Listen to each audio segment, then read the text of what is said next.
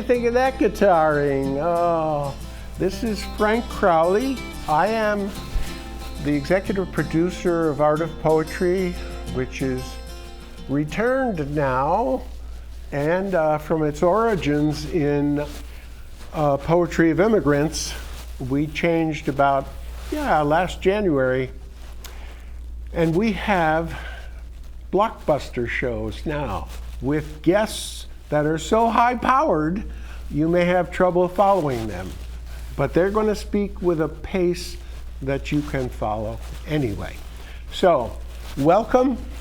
Good to be back. Oh, it just feels wonderful. This is high summer. It's July 20th.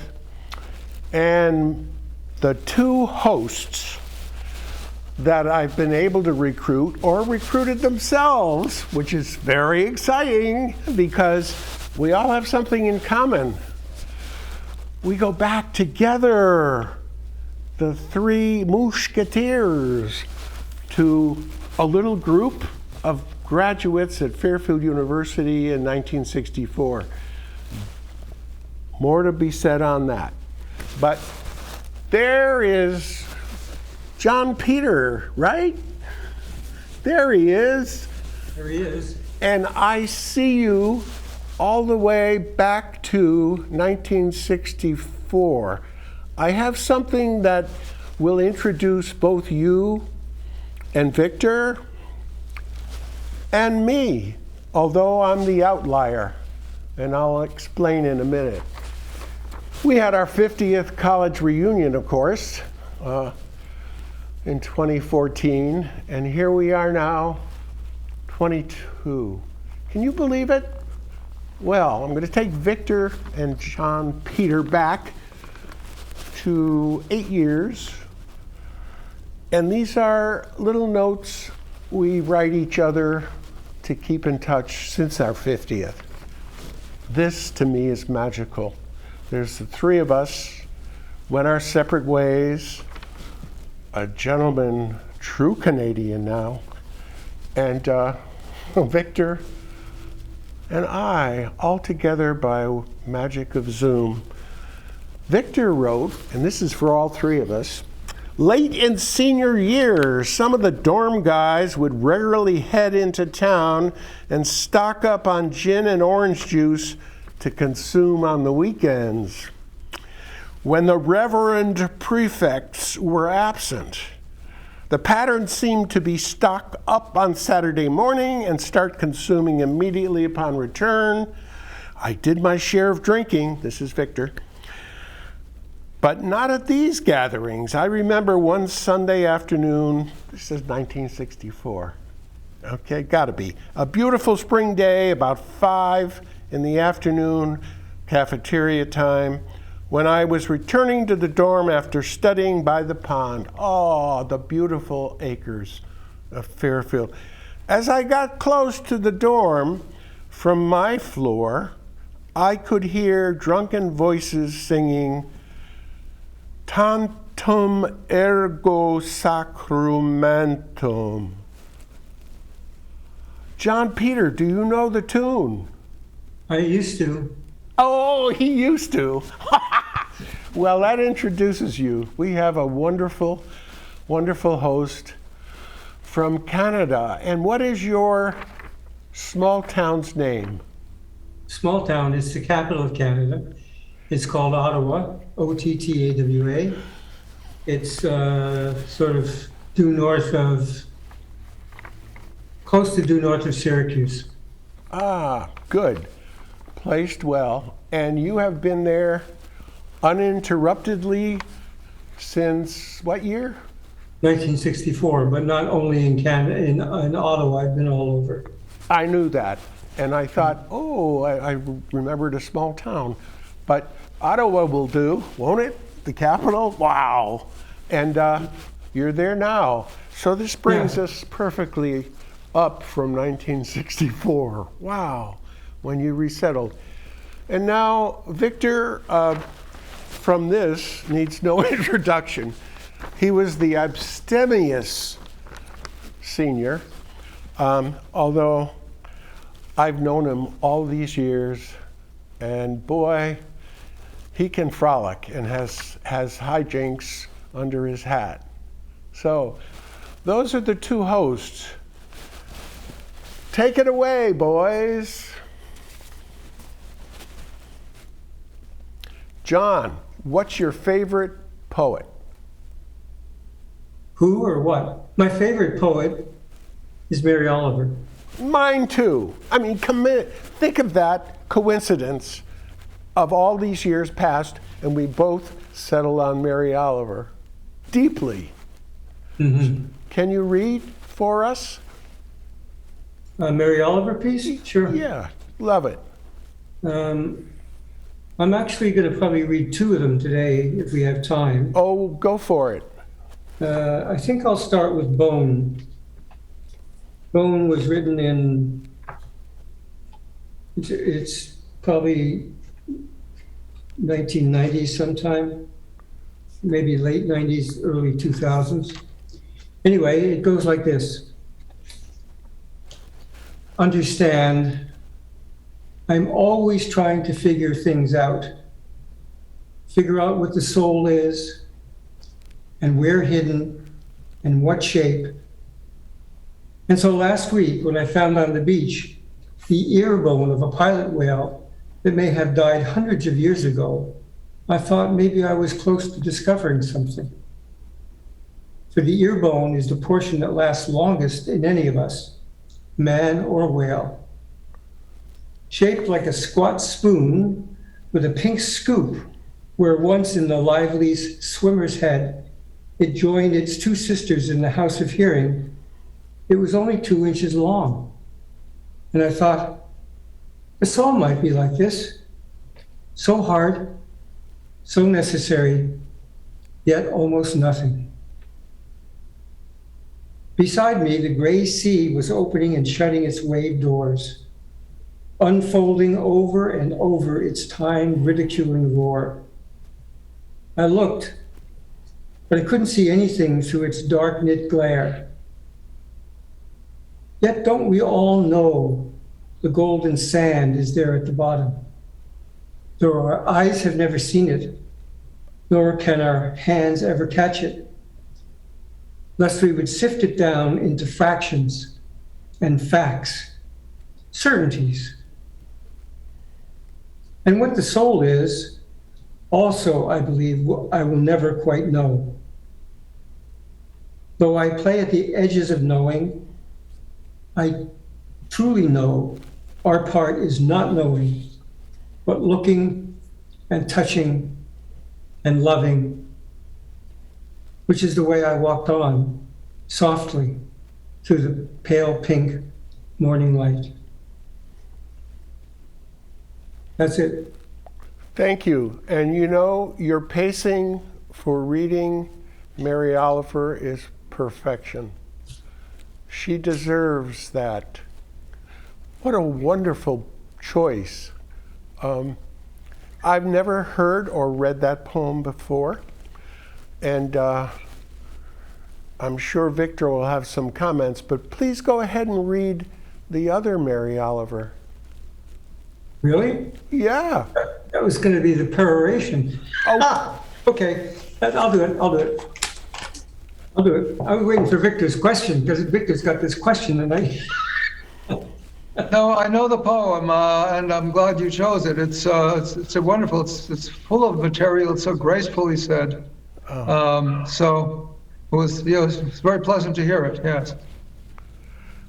Okay, so this one is called Mindful. It was written in the same time period. Every day I hear or see something that more or less kills me with delight. It leaves me like a needle in a haystack of light.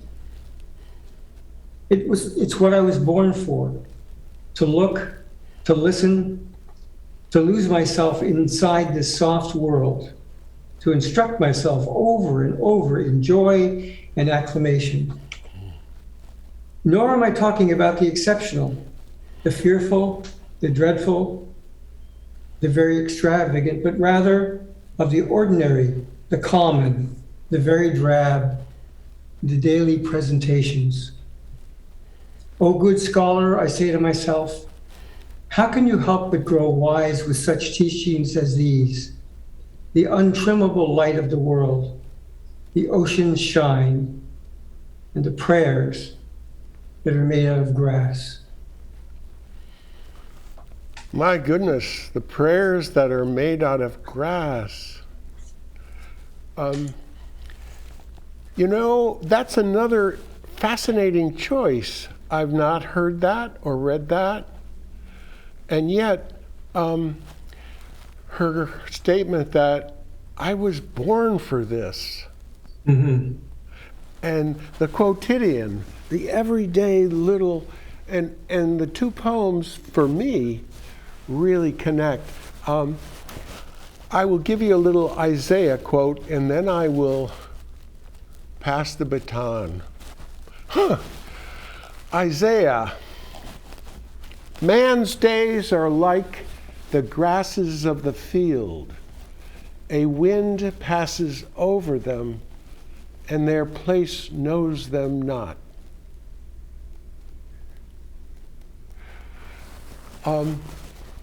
I guess I feel she has that power to maybe almost more than the rest of us observers as poets get to know her soul better than any other walk of life.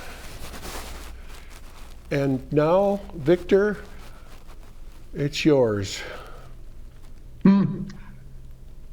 Well, I was going, perhaps it is time to lighten up. I was going to go with a theme of satirical and political poetry, although it certainly is a change of pace from Mary Oliver, who is so acute and thoughtful. I thought sure John Peter was going to read Wild Geese, but that's been overplayed, so I applaud his choices. I'm just going to pick up my theme then, satire, and start with the Gulliver's Travels man, Jonathan Swift. We have a picture of him, maybe. If not, we can do without it. We have a picture of, I had a couple of pictures of him, one as a teenager and one as a man in his prime. At any rate, he was politically ambitious, but had to settle for being Dean of St. Patrick's in Dublin. He was a political opponent of John Churchill, the first Duke of Marlborough, who won a famous victory, the Battle of Blenheim in 1704, which gave the French army its first serious defeat in 50 years and made him a hero and shifted the balance of power in Europe. But after a while, a lot of people got sick of his wars, and Swift and his allies wrote a book called The Conduct of the Allies, accusing Marlborough of gaining more for himself from those wars than England did, and it actually, the book was popular, knocked him out of power. That was around 1711. 1722, Marlborough died, and Swift wrote a poem to celebrate the fact. This is not a Mary Oliver tender observant poem. It's something else. Satirical elegy on the death of a famous general. His Grace, impossible, what, dead, of old age too, and in his bed? And could that mighty warrior fall, and so inglorious after all? Well, since he's dead, no matter how, the last loud trump must wake him now, and trust me, as the noise grows stronger, he'd wish to sleep a little longer. And could he be indeed so old as by the newspapers we're told? 70, I think, is pretty high. 'Twas time and conscience he should die. This world he cumbered long enough. He burnt his candle to the snuff. And that's the reason some folks think he left behind so great a stink. Behold, his funeral appears, nor widow sighs, nor orphans' tears, wont at such times each heart to pierce, attend the progress of his hearse. But what of that his friends may say, he had those honors in his day. True to his prophet and his pride, he made them weep before he died. Come hither, all ye empty things, ye bubbles raised by breath of kings who float upon the tide of state. Come hither and behold your fate. Let pride be taught by this rebuke, how very mean a thing's a duke, from all his ill-got honors flung, turned to that dirt from whence he sprung. Now, wasn't that mean? That was mean. Yeah. Marlborough died in 1722. Swift died in 1745. This poem was published after Swift died. Wow. So he was shy about publishing it. May have just written it to please himself. Now, I'd love to see what he looks like. Chris, could you put up those two visuals of Jonathan Swift? You got them? I emailed him. I don't know if you got him. Oh, maybe he didn't. Maybe he did. Okay. Anyway, he heard me, so he'll check it out. Ooh. That's him as a teenager. Excellent. Whoa. Very intelligent looking kid. And there he is in his prime of his life. Put on the pounds, had to wear a wig. They all wore those big wigs in those days. Yeah, and that's the image I remember of Jonathan Swift. Yes, that one. The hair. And there's one of the Duke of Marlborough whose name is John Churchill. And he is indeed an ancestor of Winston Churchill. Whoa. And there's a good one. Look at that. Yeah. Yep. On his horsey. On his horsey. Oh, yeah. Small head for a horse, isn't it? I don't know if the proportions are quite right. That's interesting. Yeah. So as I said, you know, when you come to New Haven, we'll go to the Yale Center for British Art together and look at this 18th century gallery. Yeah, that'd be great. John Peter. Yes, sir. Let's have some more soulful poetry. This is a Well, let's try one by Irving Layton. Oh, you chose, and I brought him too. I'm thrilled. Just a minute, I've lost it. Oh, can I show? Oh no, I got it. Got it. So can I do this one and another one right after it? You sure can. Okay. I'm thrilled. Victor, is that okay with you? Go ahead. So this is a very, very profound, simple sort of summary of some aspects of academia by Irving Layton, who is a Canadian poet who became very, very famous in Canada, and I think thought of as a minor poet in the rest of the world. It's from a book called A Wild Peculiar Joy, the selected poems of Irving Layton. It goes like this. I placed my hand upon her thigh. By the way she moved away, I could see that her devotion to literature was not perfect. That's it. Oh, this guy. Can I fill out a little of his background? Yeah, please. Quote, what else are you going to say about a man whose work you wholeheartedly admire than that he is a good poet, said William Carlos Williams. Come on, that's so wonderful that he, over 20 years ago, now this was published back in 19-something, so William Carlos Williams had his antennae up and he caught Irving Layton. Oh, one of 30 volumes of Layton's poetry to appear in Canada in as many years. A retrospective of poetry, the noted Hugh Kenner has raved about, and he says the American audience has been sadly unaware of the poetry explosion, quote unquote, in Canada in recent years, and his big part in it. What a guy. He looks like the lion-headed, really powerful speaker for all poetry on the edge. So far, that's what I've read. And how about your other one? Well, it's by William Butler Yeats, a little-known poet. Uh-huh. And it goes like this. It's called When You're Old. Oh. You know it? No, I'm just reflecting that we're all 80.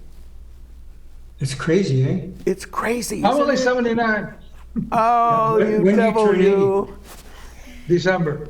Yeah, well, I'll turn 80 in January, so you're my elder. That's right, boy. So I'm very, You may read your poem, sir. thank you. 3 old gents. Yeah.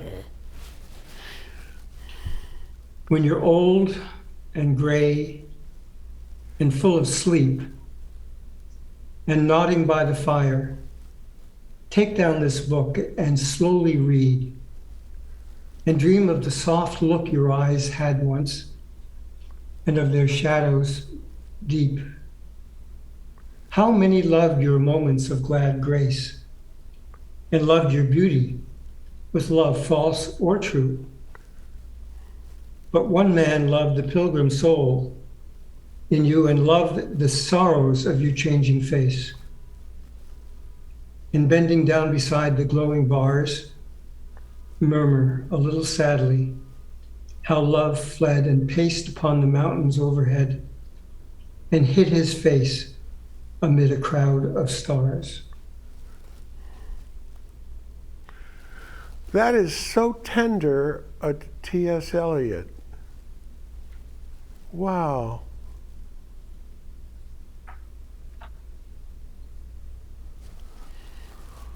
Any thoughts, Victor? Did you say T.S. Eliot? It wasn't T.S. Eliot, it was Mr. Yeats. T.S. Eliot never wrote a love poem like that. I don't think he ever wrote a love poem. Maybe one for a daughter he never had. I'm so that sorry. was about It is carryover from my stroke 3 months ago. Can you believe it? I've got this Okay. creeping cognitive problem where, you know, countries become the same, poets get merged. Speaking of old age, my friends. Well, it's okay to mention T.S. Eliot. He is a poet whom I admire and dislike. But yes, that is Yeats. And that's both your poems, John Peter, reminded me of the graduate student I met late in 1964, and I'm still married to her. So Oh, good. Good. That's a quite an image, Victor. Of, we were graduate students in literature too. yeah, the lady you married, and you know, oh, that's wonderful. I'm going to get her on this camera one of these days. She has a great reading voice. Well, yeah, I'm still waiting, but you know, JP is really coming across wonderful. Yep. Really wonderful as a poetic reader and a. But you're the only one who has memorized all this stuff, and I memorized some stuff, yeah. Not all of it by any means. and here I am. I Here don't know am. if JP, do you have any more? Yeah, I got a couple of songs and one more poem. How we doing Okay, for you're time? the new face, so go ahead. Are we doing this? What did that mean? That was, I'm signaling Emily, our dear floor manager right now, to make sure she warns me in time so that there'll be a break. Okay. Well,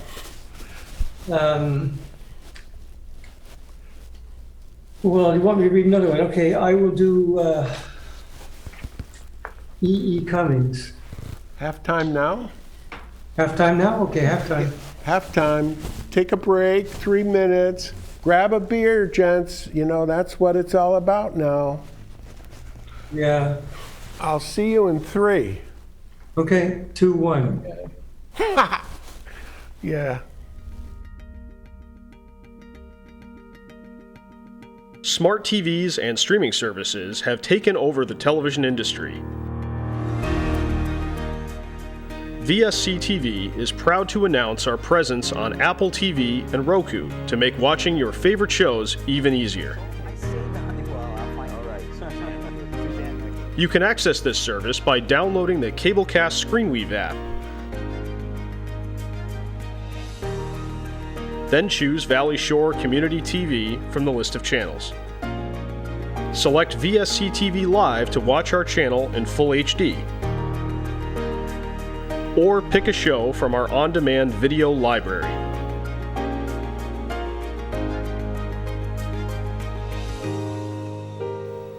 VSC TV is your local Connecticut Mid-Shore Valley digital connection.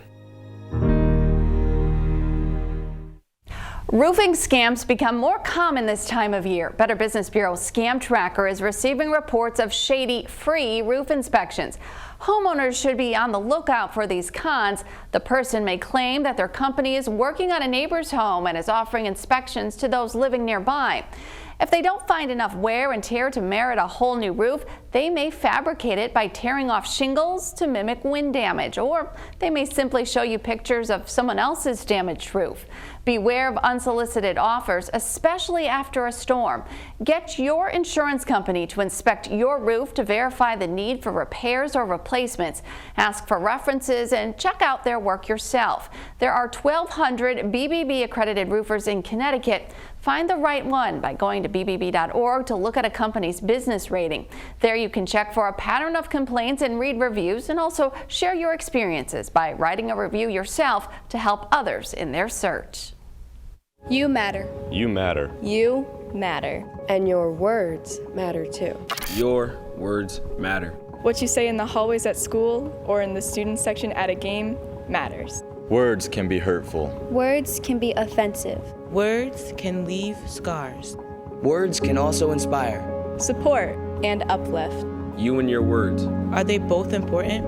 As a matter of fact, yes. Community TV, your neighborhood TV. Publicly funded and a reliable partner for cable companies nationwide. It provides transparent coverage of local and state government, education, and public programming. A digital town green that can be watched anywhere, anytime, and on any device. Watch us on today's high-tech distribution methods. Community TV in Connecticut. Local, unfiltered, reliable, and yours. Gentlemen, we have 23 minutes left. Oh my goodness. You need to go for the gold. Go for it.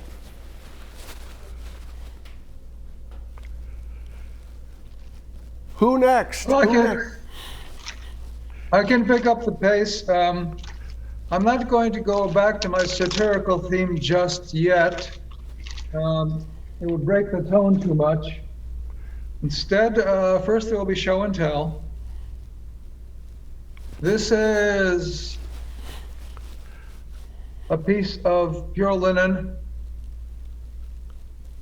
It was made sometime before the year 1908. And it is connected with a Marge, in my mind, with a Marge Piercy poem called, you know it? To Be of Use. The people I love the best jump into work head first without dallying in the shallows and swim off with sure strokes almost out of sight. They seem to become natives of that element, the black, sleek heads of seals bouncing like half-submerged balls.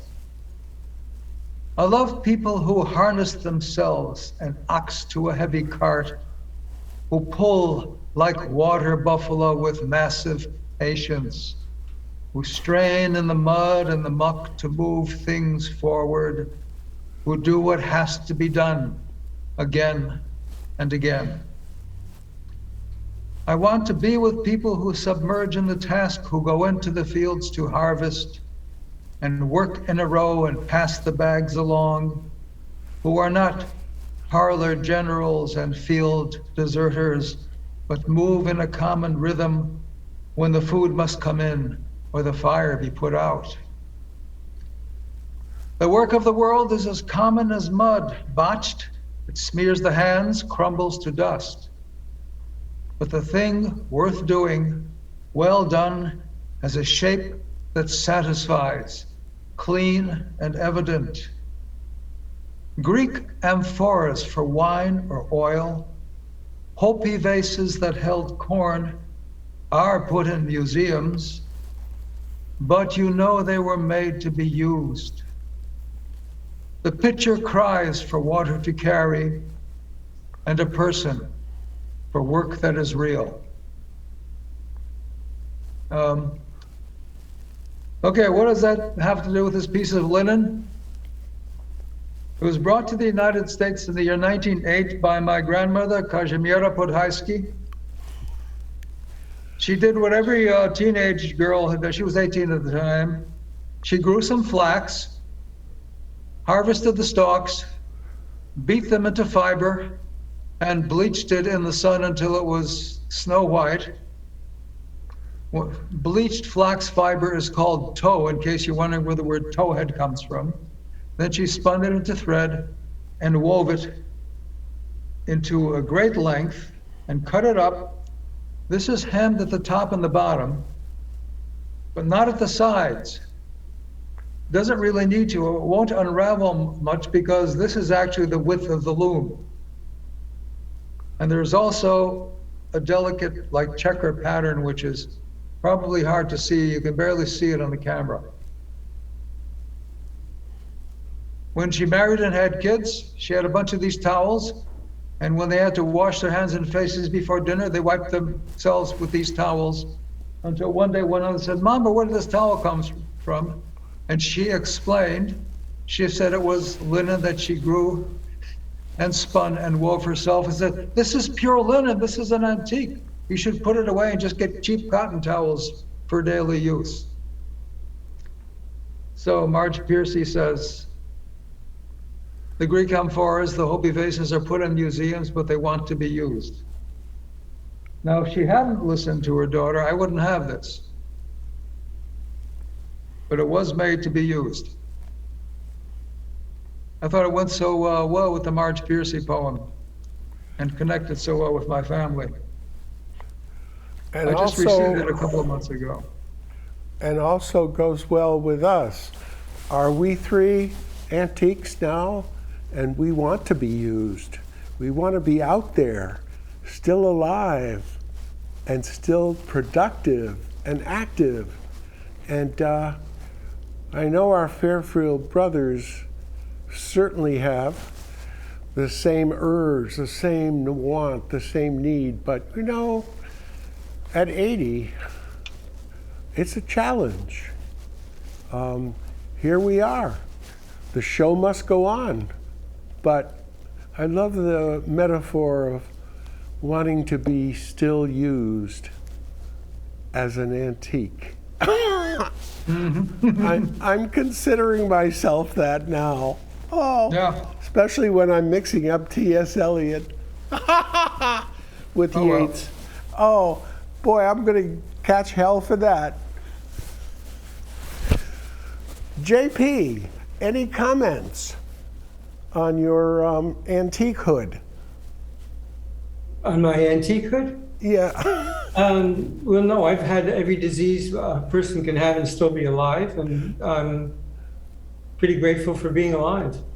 I don't feel like I'm much diminished except a bit physically. Uh-huh. And I always have medical issues, but no, I'm really happy with my state of mind anyway. And you know, more or less happy with my state of body. I'm so happy and grateful to hear that, because as they creep up on us, these diminishments of capacity, the will is still so powerful among the three of us, isn't it? It's great. Yeah, it is. It seems great to be body extreme. forth that. I'm dying to hear your guitar strings. Well, I can do, I don't know which one I'll do. I got one for Victor, because Victor's very committed to social justice, Oh, amen. Yes. as am I. But then I have another one, which is an unfinished love song. So I don't know which one to do. I guess I'll do the, I don't know what to do. Anyway, I'll just pick it up and see whatever comes out.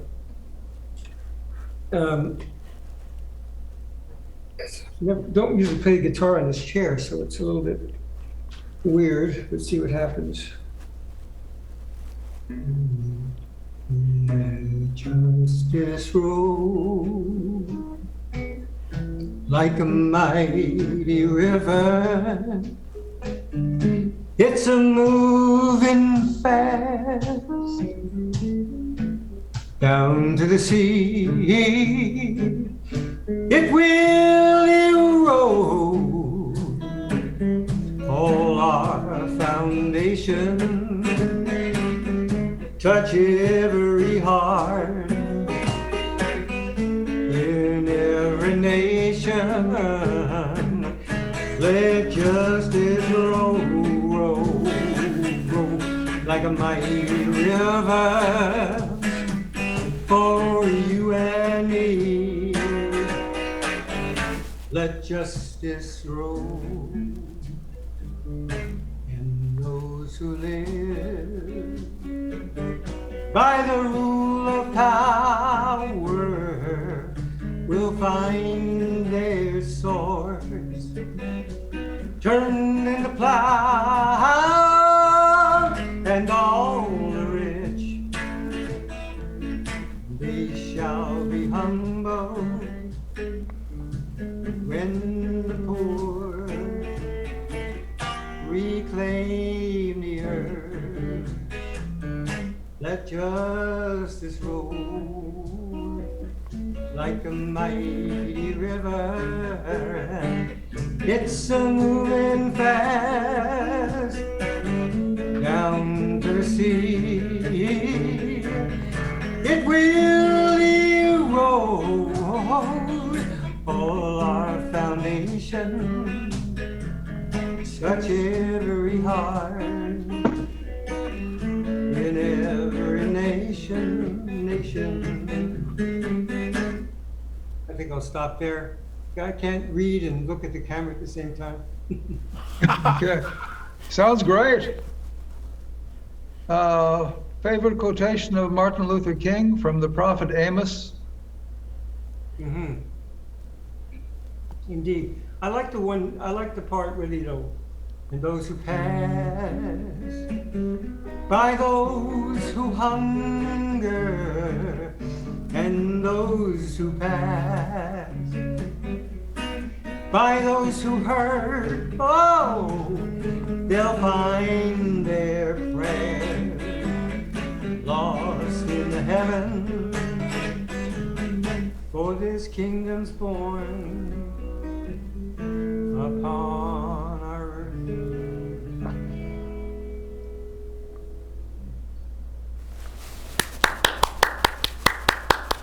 You like it? Wow, Still that got your brought me voice. right back to the 60s. And you know, I had a voice, my voice is gone because I had head and neck cancer, so I've lost a lot of my range. It's painful sometimes, but Still got the tonal quality. do you want to hear the? I don't know what you guys want to do. Do you hear the other song? You want me to stop? no, I want to hear the other song. But Victor's not getting his turn. Oh, I get he'll plenty be- of turns. Go ahead. He'll be This is your back debut. on. Go ahead and hug it. I'll do it like this.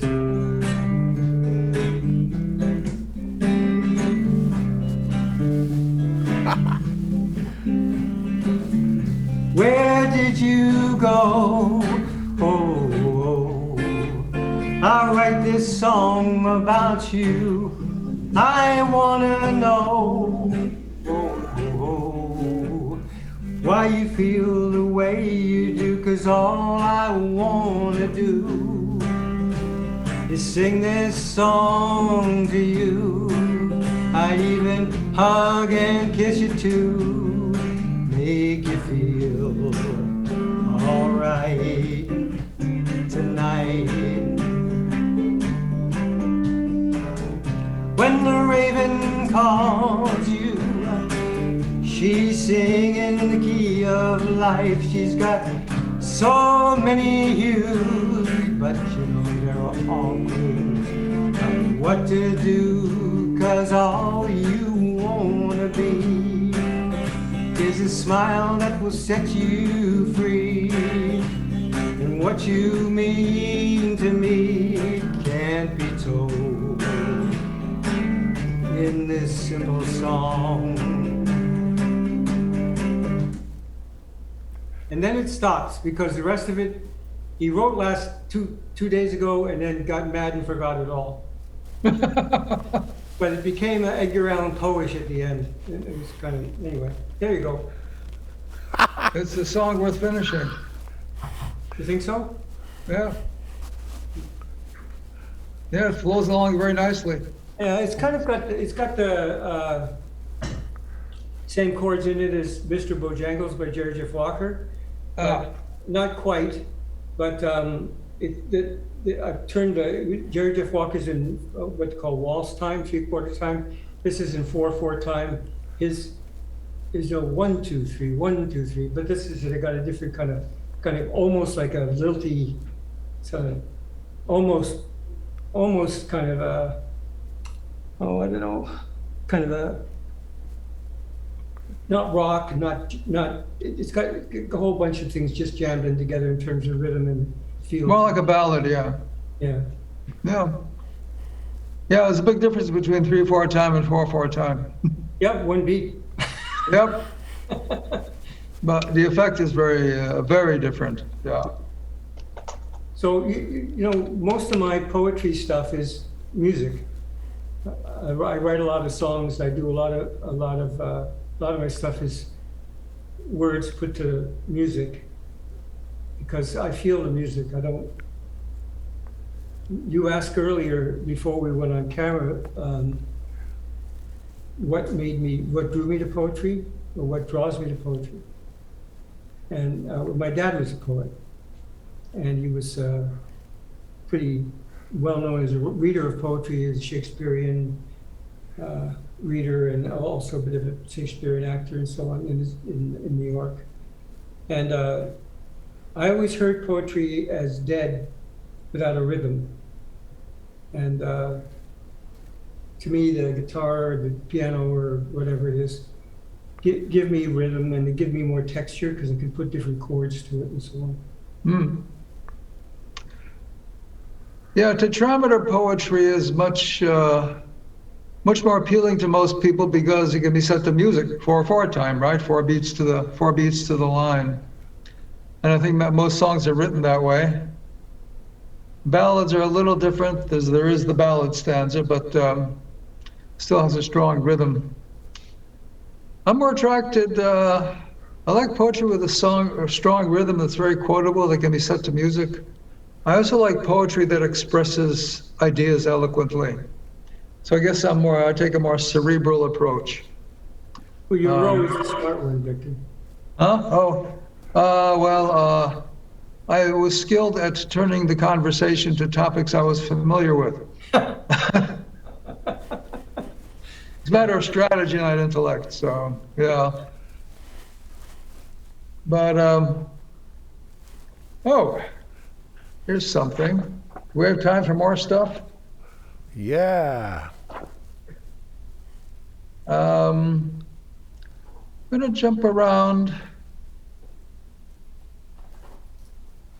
This is more social psychological criticism than satire, but I'm thinking of Katha Pollitt. I sent a picture of her. Longtime columnist for The Nation. She's collected some of her essays as books, but she's also published 2 volumes of poetry. My favorite is Antarctic Traveler, published, 40 years ago. And a couple of those I admire most. That's Katha Pollitt. I think there's a picture of her. You could call this poem satirical because it holds vice and folly up to ridicule, but she doesn't judge people by conventional norms. Rather, she contrasts them with a different culture.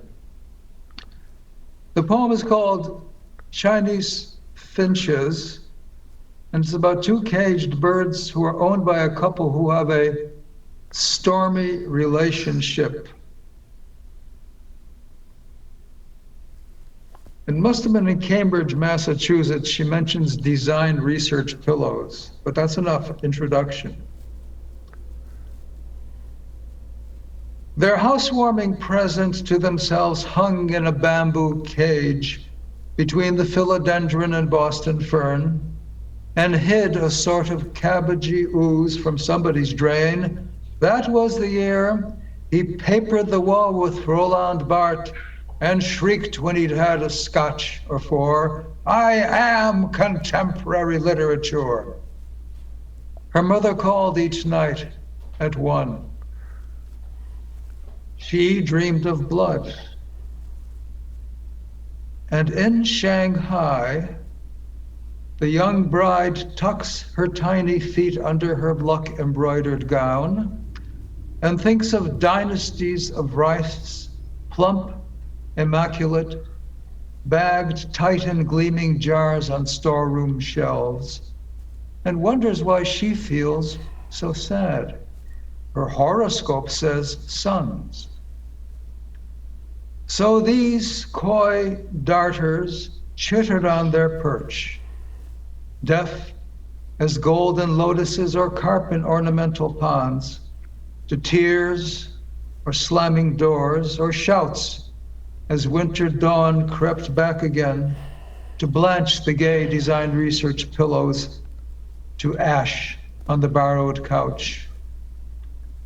Let love go down to disarray, they sipped their water peaceably and nibbled the seed in their spoon-sized manger. For all the world, small citizens still of that practical, prosperous land, where the towns sleep safe in the emperor's hand, and fields yield fruit, and women sons, and red means wealth and never danger, and even the thief hung up by his thumbs bears black snaggle teeth with a sort of pride to demonstrate for the watching crowd to what swift grief all folly comes.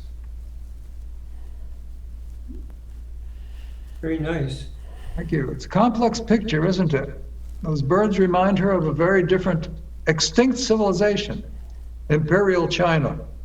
Dead since 1948. Wow. Not a society you hold up as a great example for us. Upper-class brides with bound feet, punishing thieves by hanging them by their thumbs, but practical and prosperous and stable, compared to the life of this couple.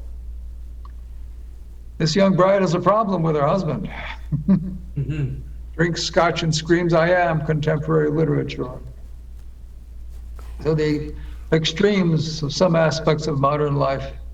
And again, she doesn't judge the couple by common sense norms, that would be easy, but rather by the ancient civilization those 2 caged birds of theirs suggest. I think she was really playing at the top of her game when she got that one out. That's a great choice, Victor. Oh, man, wonderful. And you know, Katha Pollitt lived for a while in Clinton. She's a local poet, as we can claim some of, you know. What a wonderful introduction you gave to me of her poetry, and then I looked her up, and Clinton it is for a while. Chris, could you pull up the Katha Pollitt visual so that we can see what she looked like? I don't know if, yeah. Yep. There you go. Wow. She has your cerebral look, Victor. She also has a very serene, approachable look. Someone you could easily have a conversation with. She does. And that's the doesn't tone of her columns, too. Really? Direct, straightforward. Never uses bigger words than she needs to. Aha. I think your choice of that poem is just marvelous. I really loved her book. Thank you. We are about to wrap up, unfortunately, but first I want to say, could you come back and we do the same trio again? And maybe we'll get Joe Esposito to join us, you know? Thank you, JP. It's so good to see you, to reconnect.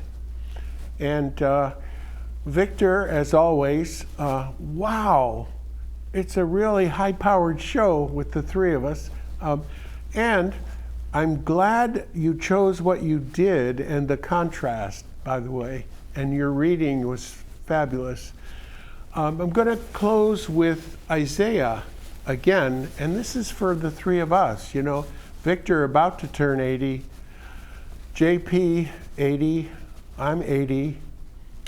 You know, the grasses of the field, the wind passes over them. Well, Isaiah also has a passage, quote, I will grant you long life so that you may enjoy the fullness of salvation. End quote. I would also add the fullness of life. I mean, here are three old codgers getting together, I don't know, 58 years since graduation, and sharing the fullness of life.